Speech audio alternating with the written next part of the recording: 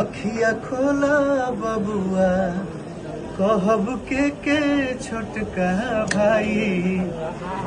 काजा के हम कहब अवध में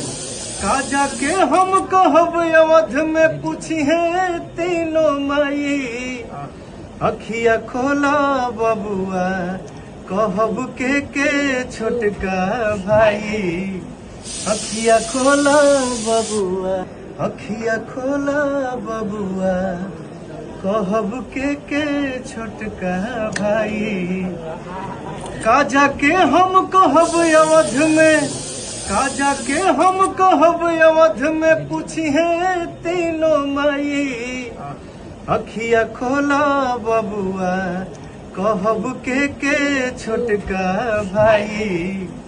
अखिया खोला बबुआ। माइक से म्यूजिक एक बार ऐसे हाँ